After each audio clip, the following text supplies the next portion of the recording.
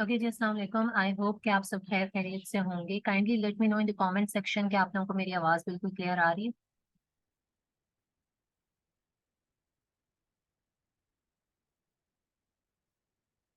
Messages में बताइएगा कि आप लोगों को मेरी आवाज़ क्लियर आ रही है। Okay, thank you. अच्छा जी, आज हमारा जो है वो इंटर्नशिप का 5th लेक्चर है, ठीक है। और लेक्चर स्टार्ट करते हैं। पहले मैं आप लोगों के साथ स्लाइड्स जो है वो शेयर करती हूँ, ठीक है। स्क्रीन शेयर करती हूँ बेसिकली।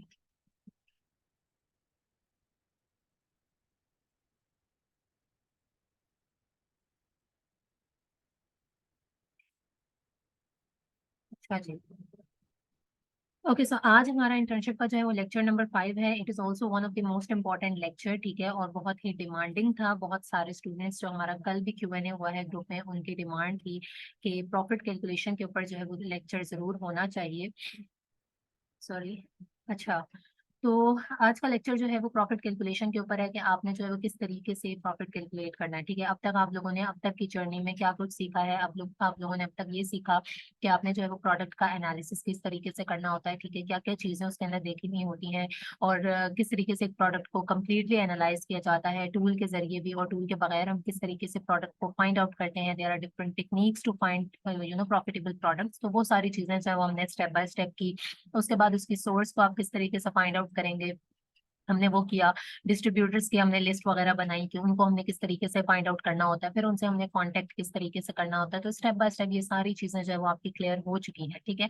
सो नाउ अब हमने जो है वो ये देखना है कि प्रॉफिट कैलकुलेशन, क्योंकि ऑब्वियसली बात है, ये भी एक बहुत इंपॉर्टेंट एस्पेक्ट होता है किसी भी बिजनेस का। तो होलसेल मॉडल के अंदर आपने प्रॉफिट किस तरीके से कैलकुलेट करना है, किस प्राइस को आपने कंसिडर करते हुए चलना है, ये सारी चीजें जो है वो आज के लेक्चर में हम डिस्कस करेंगे, ठीक है।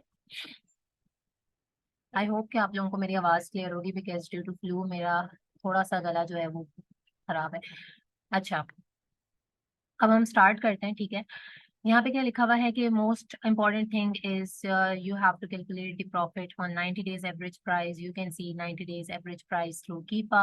एंड इसका हमें रीजन बताया गया है कि if you calculate at current price might be possible price drops in future and may affect your profit. अच्छा, ये अब एक ऐसी बात है जो कि मैं ऑलरेडी बहुत मरतबा जो है वो आप लोगों को, जब आप Q&A में पूछ रहे होते थे, तो भी मैं जो है वो आप लोगों को ये बात बताया करती थी कि आपने किस प्राइस के ऊपर जो प्रॉफिट निकालना है। देखिए, एक हमारे पास होती है करंट प्राइस, ठीक है। जब आप Amazon के ऊपर जाते हो तो आपको एक प्राइस शो हो रही होती है जिसके ऊपर जो है वो प्रोडक्ट सेल हो रही है। आपने उस टाइम पे देखी, आपने उसके ऊपर प्रॉफिट निकाल लिया, ठीक है। इस तरीके से प्रॉफिट नहीं निकालना होता।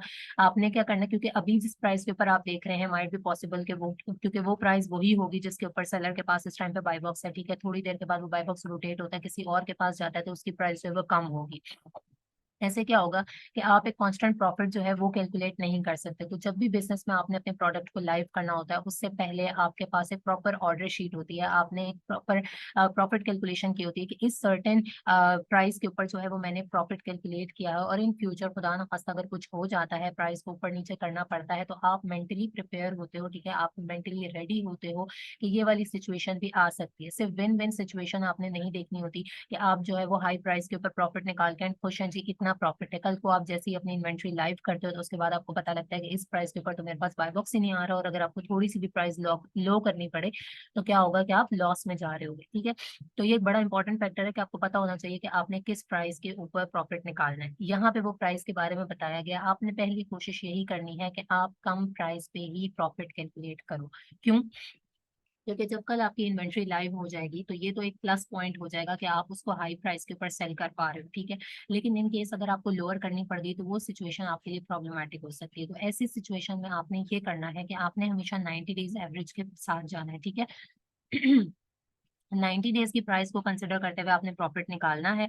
उसके बाद ये है कि जो भी उस टाइम पे जब आप लाइव होंगे, जो भी लिस्टिंग के ऊपर प्राइस वगैरह चल रही होगी, उसके हिसाब से आप अपनी प्राइस को सेट कर सकते हैं। तो ये एक इम्पॉर्टेंट पॉइंट है, आपको पता होना चाहिए। उसके बाद add at least $2 as a miscellaneous cost कह लें, या extra cost in the FBA calculator, ठीक है। मैंने बहुत से लोग ऐसे भी देखे हैं जब प्रॉफिट कैलकुलेट कर रहे होते हैं तो एक्स्ट्रा कॉस्ट नहीं डालते हैं, जो कि प्रेप वगैरह की कॉस्ट होती है बेसिकली, ठीक है। अगर तो आपको, वैसे तो मोस्टली डिस्ट्रीब्यूटर्स वगैरह जो है वो प्रेप की सर्विसेज नहीं दे रहे होते, आपको 3PL से सर्विसेज लेनी पड़ती हैं, and $2 is more than enough, ठीक है।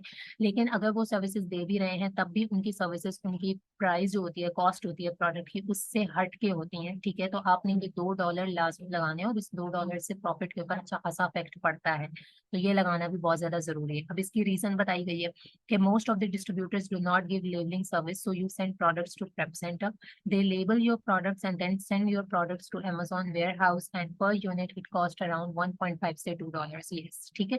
आपने तकरीबन $2 लगा लेना, $2 के अंदर अंदर जो है वो लेबलिंग वगैरह या छोटी मोटी आपने जो भी प्रेप करवानी होती है वो हो जाती है।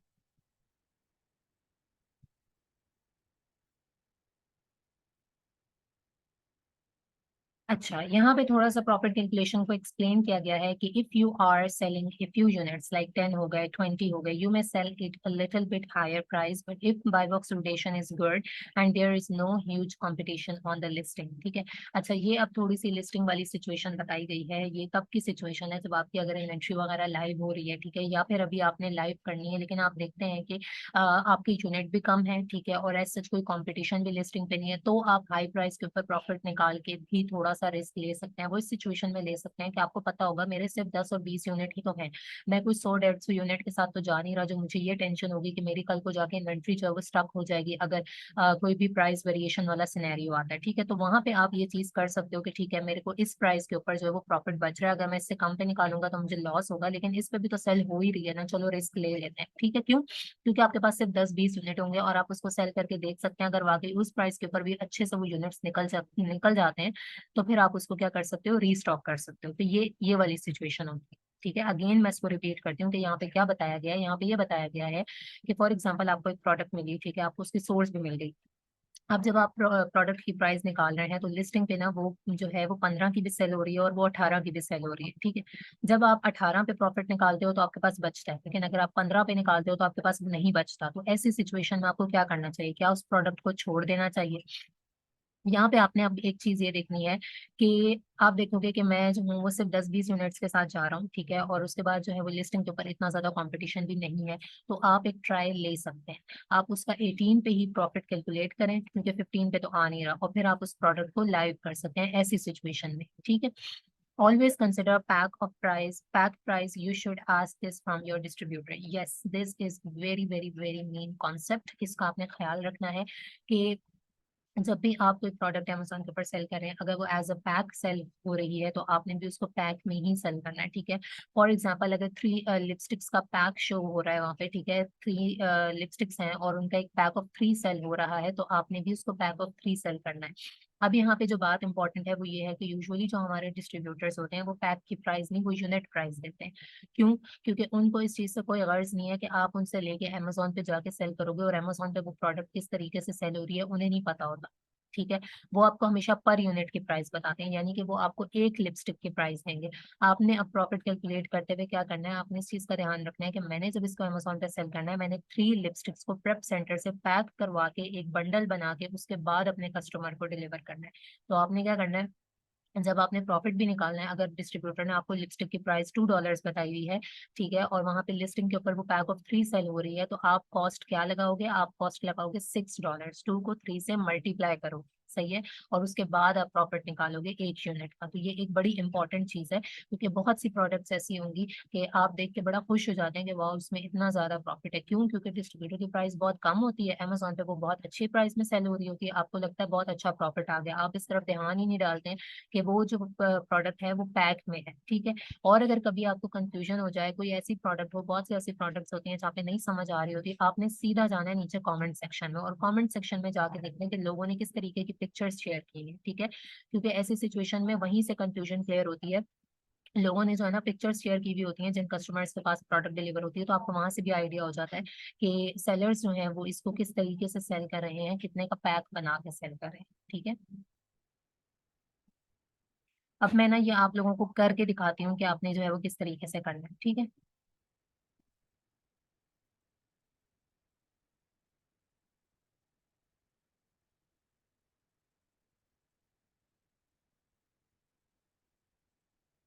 हम लोग पहले जाते हैं FBA रेवेन्यू कैलकुलेटर पे।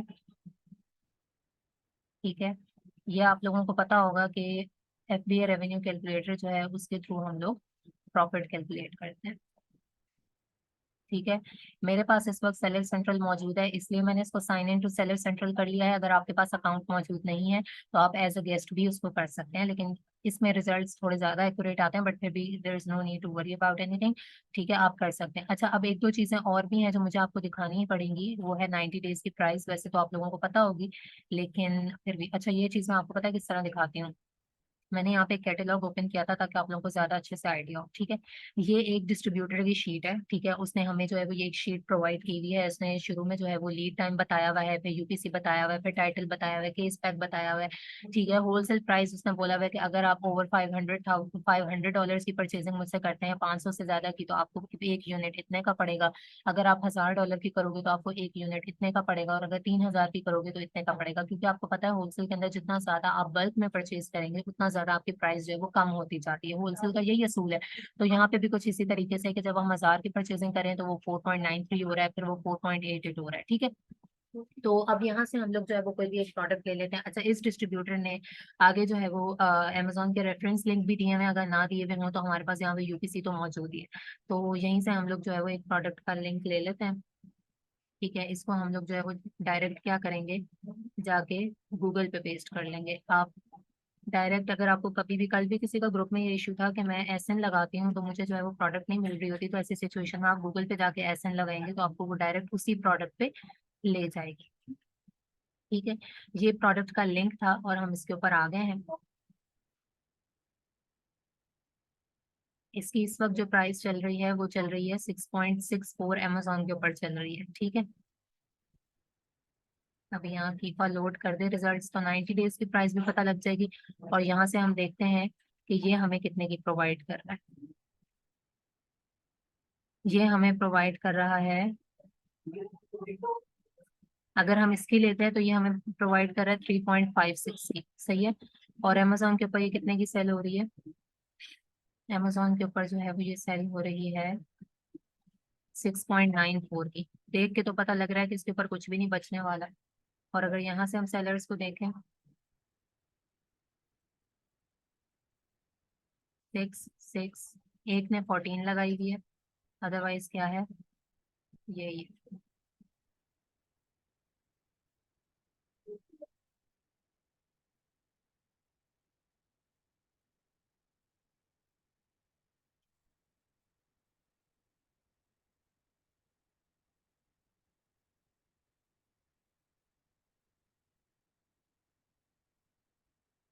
यहाँ से देख लेते हैं कि हमारे पास जो है वो ये हमें किस तरह की कुछ रोटेशन वगैरह शो कर रहा है, ताकि मैं आप लोगों को ये कॉन्सेप्ट क्लियर कर सकूं कि आपने जो है वो प्राइस कौन सी वाली कंसिडर करनी होती है। ठीक है,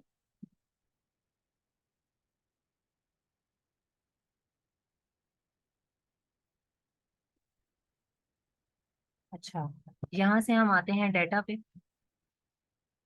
सही है, डेटा पे आने के बाद हम देखते हैं कि इसकी क्या प्राइस चल रही है। अब ये देखें आप, यहाँ पे इसकी इन्होंने करंट प्राइस कितनी बताई हुई है, 6.64, जो कि इस टाइम लिस्टिंग की प्राइस है। ठीक है, लेकिन अगर आप 90 डेज की प्राइस देख रहे हो वो कितनी बताई हुई है, 4.94 बताई हुई है, और इसके अलावा 180 डेज की भी बताई हुई है। ठीक है, एक सिचुएशन तो ये है कि हम लोग क्या करें कि हम लोग 4.94 के ऊपर ही प्रॉफिट को निकालें।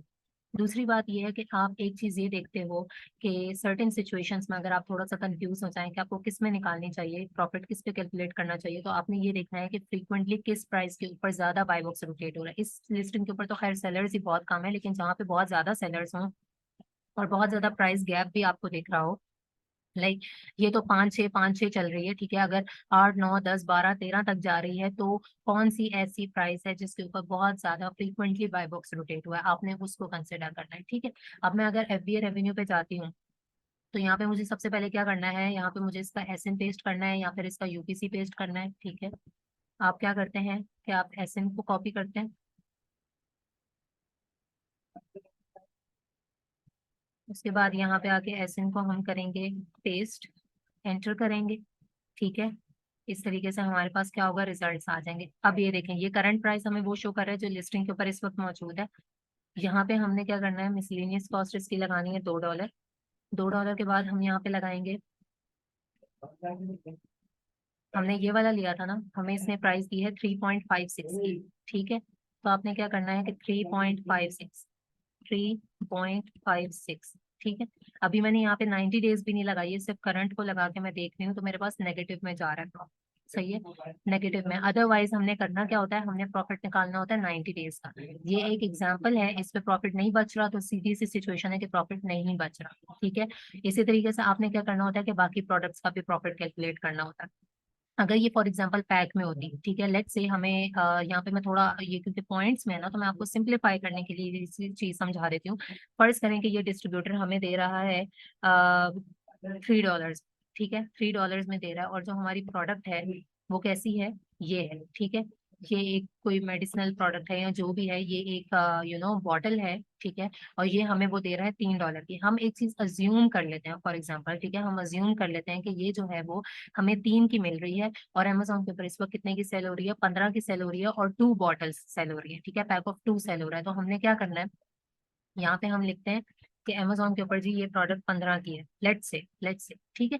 और हमें डिस्ट्रीब्यूटर कितने की दे रहा है, 3 की दे रहा है, लेकिन अमेजोन के ऊपर ये as a pack of 2 sale हो रही है। तो यहाँ पे मुझे इसको 3 से 2 को मल्टीप्लाई करना होगा, तो ये कितना हो जाएगा, 6। और मैं अपनी कॉस्ट कितनी लगाऊंगी, $6 लगाऊंगी। सही है, क्यों, क्योंकि मैं उससे $3 की एक बॉटल, $3 की 2 बॉटल, दोनों को जब मैं मर्ज करूंगी वो पैक ऑफ 2 बन जाएगा, उसके बाद मैं उसको अमेजोन के ऊपर सेल कर रही हूँ, तो वो मेरी एक प्रोडक्ट बनी है जाके। तो मैंने प्रॉफिट भी इसी तरीके से कैलकुलेट करना है कि मुझे कितना आएगा, इसलिए मैंने उसको क्या किया, 3 को 2 से मल्टीप्लाई किया। सही है, so this is how you calculate the profit. बाकी आज प्रॉफिट कैलकुलेशन तो इतनी सी ही है, ठीक है, इससे ज्यादा इसके अंदर कोई ऐसे टेंशन लेने वाली बात नहीं है। बस यही है कि कोशिश किया करें कि कम प्राइस के ऊपर ही प्रॉफिट निकालें, ठीक है। बिल्कुल हाई प्राइस के ऊपर नहीं निकालें, क्योंकि आपको आगे जाके जो है वो प्राइस कम भी करनी पड़ सकती है बाय बॉक्स वगैरह विन करने के लिए। भले नेगेटिव में आ रहा है, इट्स ओके, लेकिन कोशिश यही करनी है कि आपने कम के ऊपर प्रॉफिट निकालना है। सही है, अभी आप मुझे ना पहले इससे रिलेटेड मुझे कॉमेंट सेक्शन में बताएं कि आपको कोई ऐसी चीज जो क्लियर ना हुई हो, बाकी सब कुछ एक साइड पे रख दें। जो अभी मैंने आपको 3 को 2 से मल्टीप्लाई करने वाली चीज समझाई है, एज लाइक अजम्पशन समझाई है, वो चीज आपको समझ में आई है ना, कि मैंने ऐसा क्यों बोला है कि आपने उसको पैक ऑफ 2 करना होगा या 2 से मल्टीप्लाई करना होगा। सिर्फ इस सवाल का जवाब दें कि हाँ आपको ये चीज क्लियर हो गई है, जो मैंने पैक वाली बात की है, कि अगर अमेजोन पे वो पैक में सेल हो रही है और आपको वो एक की प्राइस बताता है, तो आपने उसको उस पैक से मल्टीप्लाई करना है। दैट लिपस्टिक वाली एग्जांपल सबसे इजी रही है, ठीक है, कि वो अगर यहाँ पे 3 का पैक सेल हो रही है, आपको तो डिस्ट्रीब्यूटर एक दे रहा है ना, तो यहाँ पे तो आपने वैसी सेल करनी है जैसे लिस्टिंग पे है। तो आपको वो $2 की दे रहा है, आपने उसको 2 को 3 से मल्टीप्लाई करना है, $6। आपने अपने दिमाग में प्रॉफिट निकालते हुए ये रखना है कि ये मेरे सामने जो अमेजोन पे प्रोडक्ट है, ये पैक ऑफ 3 है, तो मैं पैक ऑफ 3 बना के बेचूंगी, तो मुझे उसकी कॉस्ट $6 पड़ जाएगी। एफबीए रेवेन्यू कैलकुलेटर का यूज भी बता दें, यही तो यूज है जो मैं अभी आपको बता रही हूँ कि आपने जो है वो प्रोडक्ट निकाले। Can you give some live example of pack product. हाँ, लाइव एग्जांपल मैं दे सकती हूँ, पैक में तो कोई ना कोई प्रोडक्ट मिल जाएगी, बट मसला ये है ना कि मैं उसकी फिर एग्जैक्ट कॉस्ट आपको कैसे दिखाऊँ। चलें यहाँ पे कोई रैंडम प्रोडक्ट सर्च करते हैं, ठीक है, amazon.com पे जाते हैं कोई ऐसी, लेकिन हम अज्यूम कर लेंगे कि अभी डिस्ट्रीब्यूटर हमें कौन सी प्राइस दे रहा है, क्योंकि ऑब्वियस सी बात है, कैटलॉग में तो मुझे नहीं पता कि कौन सी प्रोडक्ट जो है वो इस वक्त पैक में होगी या क्या होगा। तो ये एक पैक की प्रोडक्ट दिख रही है ना, इसको चेक कर लेते हैं, क्योंकि ये चीज आई नो पैक वाली थोड़ी कंफ्यूजिंग होती है, इसलिए मैं आप लोगों से पूछ रही हूँ कि आप लोगों को जो है वो समझ में आनी चाहिए। अभी वो कैटलॉग तो इतना बड़ा है ना, मुझे नहीं पता उसमें कौन सी पैक वाली है कौन सी नहीं है, ठीक है। अब देखें, गौर से देखें इस चीज को और समझें, ठीक है। ये आपके पास जो है वो एक डव का मॉइस्चराइजिंग लोशन है, ठीक है, और पैक ऑफ 6 सामने साफ साफ लिखा हुआ है, ठीक है। आप एक डिस्ट्रीब्यूटर के पास गई हैं फॉर एग्जांपल, जिसकी मैंने अभी लिस्ट आपको शो की है, वो कहता है कि हमारे पास यही डव का लोशन है, ठीक है, और आपको जो एक डव का लोशन है और इसकी कॉस्ट जो है वो है तकरीबन कह लें $3, ठीक है, 3 ही है। सही है, वो आपको कह रहे हैं 3। अब जब आप प्रॉफिट निकालेंगे, आप पता है क्या बेवकूफ़ी करेंगे, मैं आपको बताती हूँ आपने क्या करना है, आपने इसका एसएन कॉपी कर लेना है, ठीक है।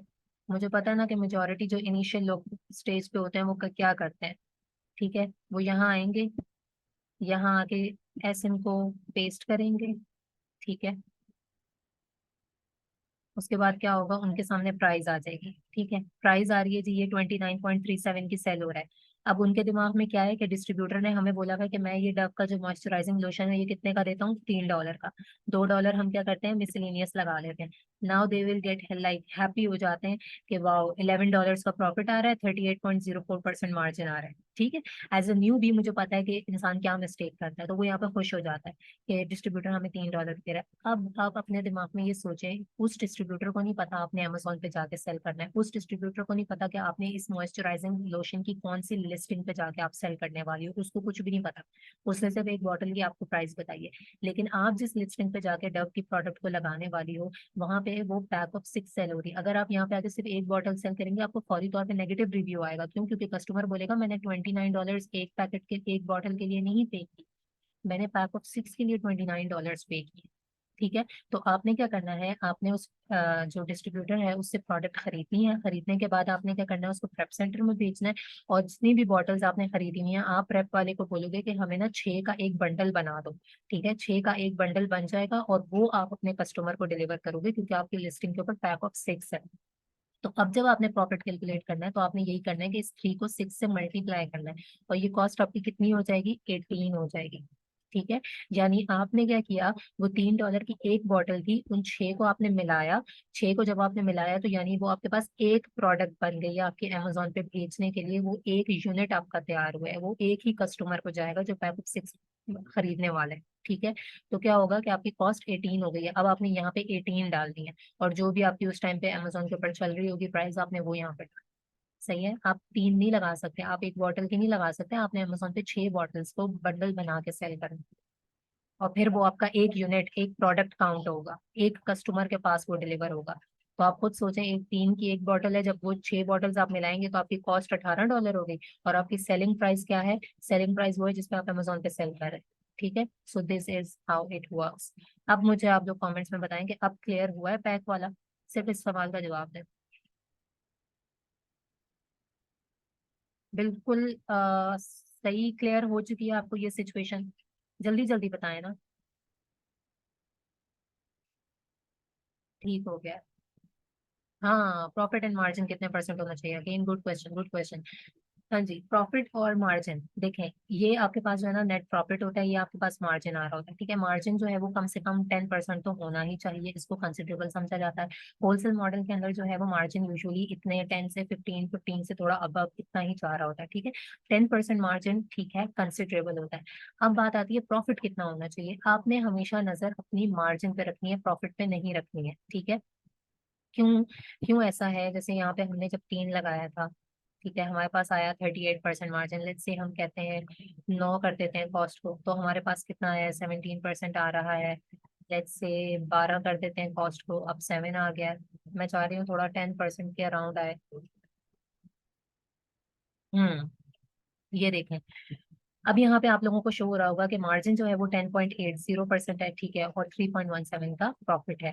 अब यहाँ पे आपने जिस चीज के ऊपर गौर करना होता है, आपने मार्जिन पे करना होता है। और क्लाइंट भी इस चीज को समझ पाता है, सिर्फ प्रॉफिट पे नहीं होती कि हमें ऐसी प्रोडक्ट चाहिए जिसके ऊपर $5 का प्रॉफिट हो, जिसके ऊपर $6 का प्रॉफिट हो। ये चीज हर प्रोडक्ट के ऊपर वेरी कर रही होती है कि किसकी क्या कॉस्ट है और किसकी क्या सेलिंग प्राइस है। ठीक है, मार्जिन इतना होना चाहिए। क्यों? क्योंकि देखें, कोई प्रोडक्ट ऐसी भी हो सकती है जिसके ऊपर सिर्फ और सिर्फ $1 का प्रॉफिट हो, लेकिन उसका मार्जिन 15% बन रहा हो। तो क्या आप उस प्रोडक्ट को छोड़ देंगे कि क्योंकि इसके ऊपर $1 का प्रॉफिट है और मार्जिन जो है उसका 15% होगा?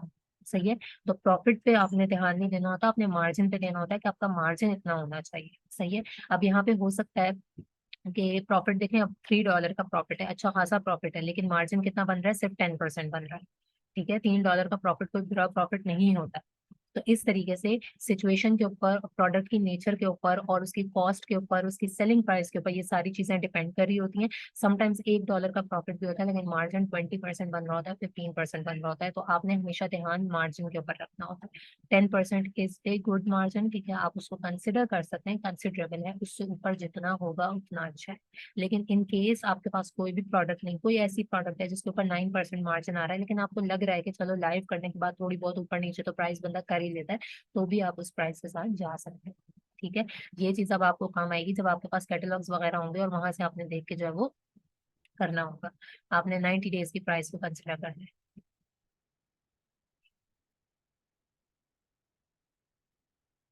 ये कितनी थी?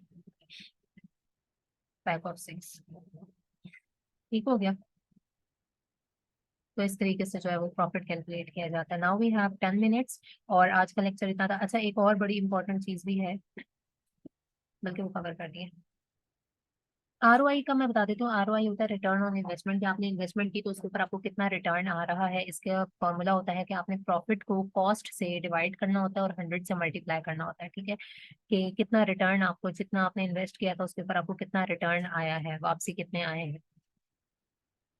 SNL small and light category की होती हैं, उसमें स्मॉल प्रोडक्ट्स वगैरह होती हैं।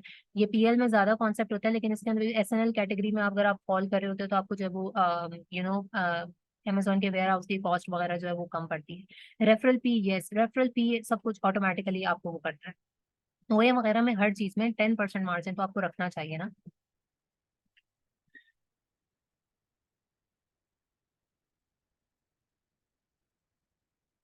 10% मार्जिन जो है वो तकरीबन आपके पास होना चाहिए, कम से कम इतना तो मार्जिन होना ही चाहिए। मैम, क्या हम हीलियम से प्रॉफिट निकाल सकते हैं? हीलियम से क्यों निकालना है, FBA रेवेन्यू कैलकुलेटर से ही निकालें। ये सारी फीसेस को जो है वो कैलकुलेट कर देता है। $2 किस चीज के लिए लगाया? $2 हमने इसलिए लगाया है कि ये आपकी ना प्रेप कॉस्ट होती है। ठीक है, आपने जब प्रेप वगैरह की सर्विसेज लेनी होती हैं, उसको लेबलिंग वगैरह करवानी होती है, तो उसके लिए।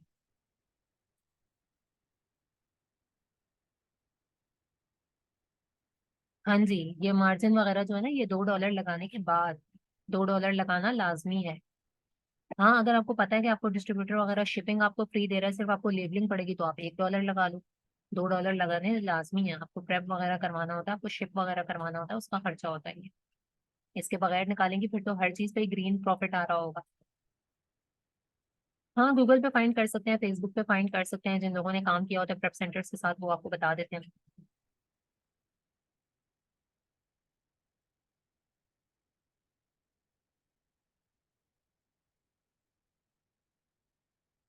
'मैम, क्या हमें ये सारा प्रोसेस करने के बाद प्रोडक्ट सेल करनी होती है? तो यस, ये सारा प्रोसेस करने के बाद सेल करनी होती है।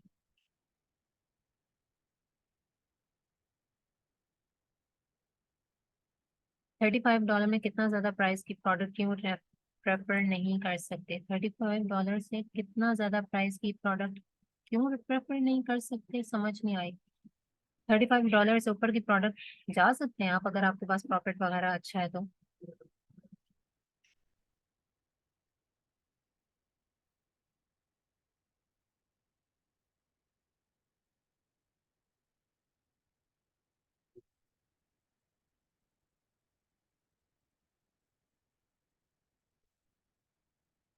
हाँ जी, LLC रजिस्ट्रेशन वगैरह आप पहले ही करवाते हैं, क्योंकि ये चीजें टाइम टेकिंग होती हैं। हाँ, $50 की प्राइस आप रख सकते हैं, अगर आपके पास मार्जिन वगैरह अच्छा है, प्रोडक्ट वगैरह सब कुछ अच्छा जा रहा है तो।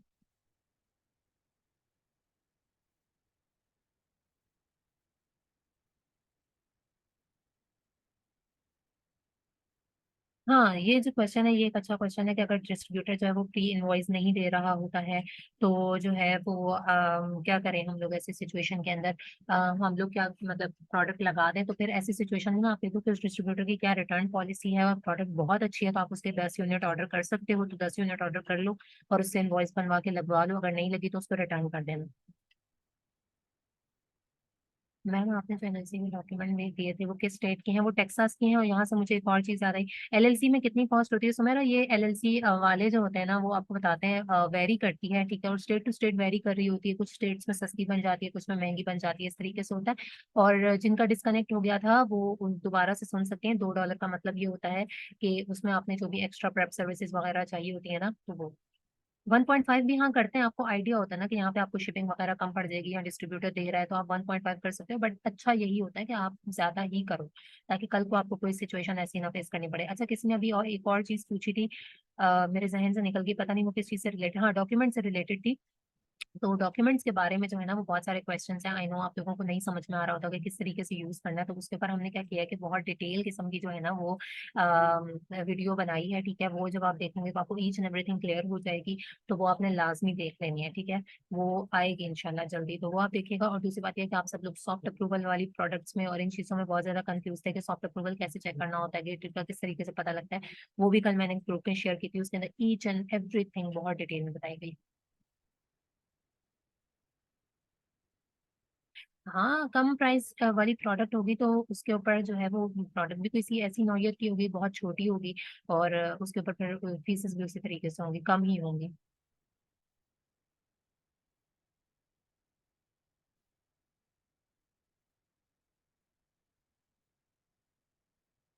F B M profit calculation के अंदर, हाँ जी, एफ बी ए प्रॉफिट में ठीक है, कॉस्ट 6 है, प्रेप आपने 2 लगा ली, शिपिंग आपने लगा ली, बस ठीक है, यही चीजें आपने डालनी होती हैं।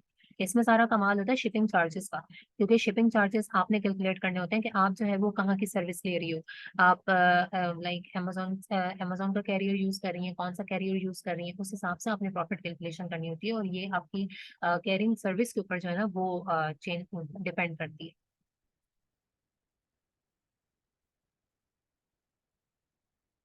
मैम अगर क्लाइंट का एलएलसी भी रजिस्टर करवा दें तो क्या करना चाहिए? अगर आपके पास कोई ट्रस्टेबल बंदा है ना जो एलएलसी क्रिएशन करके देते हैं और वो ट्रस्टेबल है और वो एलएलसी बनवा देते हैं, तो फिर आप इस चीज़ की जिम्मेदारी ले सकती हैं, नहीं तो आप उनको डायरेक्ट उनके साथ भी कनेक्ट करवा सकती हैं।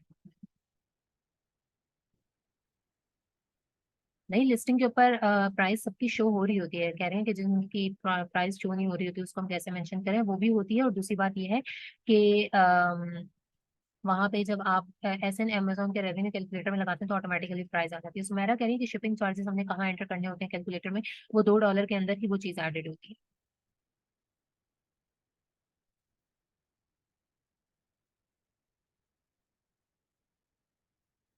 हाँ जी, हिरा सलीम, पहले ऑर्डर फिर लिस्टिंग। लेकिन ऐसे रिस्क तभी लीजिएगा जब वो कम यूनिट भी दे सकता हो और वो आपको प्री लाइक उसकी रिटर्न पॉलिसी भी हो। समरीन कह रही है कि शिपिंग चार्जेस कहाँ पे पुट करते हैं? शिपिंग चार्जेस ना यहाँ पे मैंने आपको जो एफबीए कैलकुलेशन बताई है, ये वो उन $2 के अंदर ही है, ठीक है। बाकी आप क्योंकि एफबीए कर रहे हो तो यहाँ पे ये सारी चीजें जो है वो हो जाती हैं, अमेजोन अपनी खुद से रख लेता है, खुद से डिडक्ट कर लेता है। ये शिपिंग चार्जेस बेसिकली जो है ना ये कस्टमर तक पहुंचाने के नहीं है, ये वो है जो आप डिस्ट्रीब्यूटर वगैरह से करते हैं।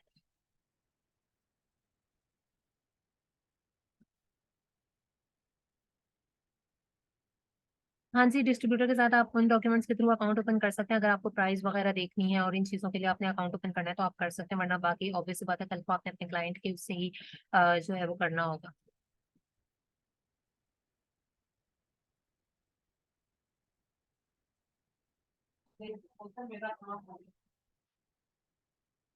क्लाइंट इसलिए मना करते हैं कि गेटेड प्रोडक्ट ना, एक तो उनको आइडिया नहीं होता, दूसरी बात उनको यही होता है कि भाई ये अनगेट नहीं हो सकेगी, ये वाली सिचुएशन है। अगर आप उसको अनगेट कर रहे हैं देन व्हाई नॉट। इस तरह तो फिर आप, अच्छी बात है ना, आपको पता है कि ये फलाना डिस्ट्रीब्यूटर है और इससे मैं प्रोडक्ट्स को अनगेट करवा सकती हूँ, तो आप उसकी गेटेड प्रोडक्ट के साथ भी जा सकते हैं। मैम कैटलॉग किधर से मंगवाएंगे? कैटलॉग आपको वो देंगे, डिस्ट्रीब्यूटर्स देंगे। We have 2 minutes.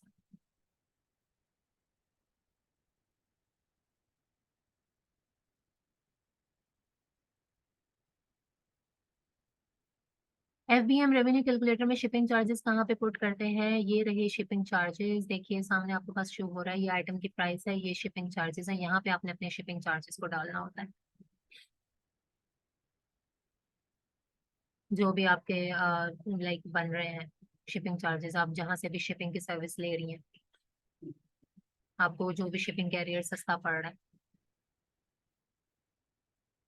वेबसाइट के बगैर भी कैटलॉग आ जाता है, सब वेबसाइट की डिमांड नहीं करते, स्पेशली डिस्ट्रीब्यूटर्स तो बिल्कुल भी नहीं करते, ब्रांड्स को ज्यादा होता है। हाँ, ये जो कह रही है ना, ये मैं समझ गई हूँ, पीसी वाले जो क्वेश्चन है कि एफबीए कैलकुलेटर के ऊपर जो है समटाइम्स प्राइस भी नहीं आती और वो लिस्टिंग पे भी नहीं होती, वो लिस्टिंग सप्रेस्ड होती है। जब भी आप ऐसे इनपुट करें और यहाँ पे अगर आइटम की प्राइस की जगह पे 1 शो हो रहा है ना, इसका मतलब ये है कि लिस्टिंग सप्रेस्ड है आपकी, उस पर भी बाय बॉक्स अवेलेबल ही नहीं है, तो ऐसी लिस्टिंग के साथ आपने नहीं जाना है। होलसेल में प्रोडक्ट कितने सेल कर सकते हैं मैम? ब्रांड डिस्ट्रीब्यूटर दोनों का बता दें। कितना यूनिट सेल कर सकते हैं? कोशिश करें कि 2 से 3 यूनिट्स, 2 से 3 प्रोडक्ट्स के साथ जाएं और कम यूनिट्स को ही ट्राई करें, लेकिन अगर ब्रांड है, ट्रस्टेड है, तो फिर आप ज्यादा के साथ जा सकते हैं, ठीक है। और अभी जो है वो हो चुके हैं, like meeting is about to end, ठीक है। आई होप कि मैंने सारे क्वेश्चंस आपके कवर कर दिए हों और आज का जो प्रॉफिट कैलकुलेशन है ये आपको समझ में आ गया हो, लिस्टिंग आपको मिल जाएगी। हाँ, इन फ्यूचर के लिए आप सब रेस्ट को रख सकते हैं। सही है। आई होप कि लेक्चर क्लियर हो गया होगा। टेक केयर, अल्लाह हाफिज़, because meeting is about to and.